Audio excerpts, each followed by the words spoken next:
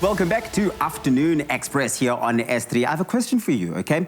Do you have any leftover lamb from, that Christmas table that you decked out? Well, if the answer is yes, listen up. This one is for you. We're making a shredded leg of lamb in a rich and flavorful gravy. It's served with a tzatziki, roasted tomatoes, and grilled onions. Now, that's my type of leftover remake or recreation. And Jay, you're here to show us all about it. Oh, you know what, Tubbs? I have the fondest memories of using up leftover lamb roast. My mom used to always make a lekker, lamb biryani kind of dish. So this is where I feel very comfortable. Me as well, because the lamb will have already been done. All I need to be making now is the gravy. But people think that a gravy is an easy... Don't burn yourself now. I mean, we've just gone through Christmas and you survived that. But people think like a gravy is like, basic and easy and simple. But it's not always about that. It's about creating an experience out of something that could otherwise be so simple. Exactly. And, I had the onions on a very high heat here, but that's what you want, taking simple ingredients like onion, rosemary, garlic, simple things, and just if you change the cooking method just slightly, you get a different outcome at the end. So high heat on your onions, getting nice and caramelized, that gives that deep richness into the gravy. I see you've gone with like giant onion cuttings here. Yeah. Is that strategic?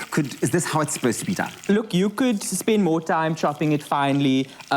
Usually what I would do is I'd make the gravy and actually strain out all the rougher bits. Okay. So you'll see with my rosemary, for instance, I'm just going to do just a quick chop, just to get that, the aromatics, flavors coming out of there. Yeah. And put that back on the heat. And the same with the garlic. The garlic I'm not even going to stress about. I'm just going to do sort of, like thin strips. I know that the thing with garlic is that while you are making that on a high heat, you don't want to get the garlic introduced too early or too soon, right? So you're going to cook your onions first, right? Get them nice and what they call translucent. So they start becoming almost a bit see-through. That's it. Getting a bit of color on the onions, very vital. It really just amplifies the flavor in this gravy, and we're just going to give that a stir. But I can already smell it. You can smell it, right? I can already smell it. And listen, look here. Hey? Lamb, rosemary, onions, garlic, same WhatsApp group, always a winner. Throw them in there. So I know that my job here clearly is cut out for me because I've got more ingredients than what you've got. I've got lemon here. What is this? That's dough. Okay, and then we've got some garlic, some more garlic, and we've got some cucumber here as well. All right, so what am I making? What am I doing? You're making the tzatziki. Now, lamb is also quite a Mediterranean style of meat. Correct. So we're pairing that with the tzatziki. Basically, you're just going to throw all of those ingredients together, add a bit of yogurt to it, which I have over here. Stunning. Right? Yeah. How would you describe the sort of Mediterranean flavor coming through? Like, what is their style? What is their flavor profile? Lots of freshness. Fresh herbs, lots of yogurt. Yeah. Bringing it all together, lots of lemon, and of course, deep, rich dishes like the lamb. When I think of the Mediterranean, I think of a delicious lamb shank. Oh, yes, yes.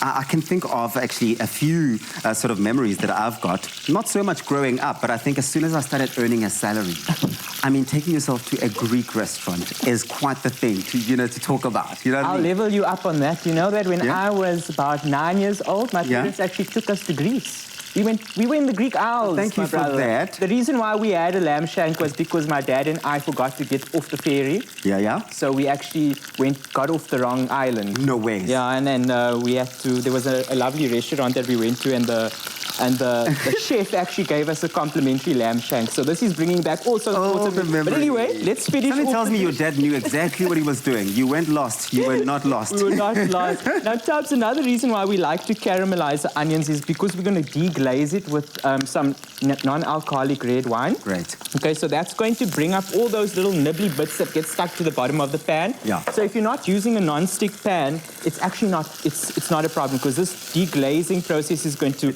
lift all of those bits up, bring them into the sauce and incorporate them into the gravy. And then what we're going to do is I've got a little bit of corn flour, right? And then I'm going to use some of my stock. And we're going to create a little slurry here. I can't get over the smell, Jay. Honestly, right? the aromatics are really pulling through. Bringing it together, right? Hey? And honestly, just a few simple ingredients, Tubbs. So we're just going to make this little slurry. This is going to be our thickening agent. Yep. Right? Give that a quick stir. Let that come all together with a little bit more stock.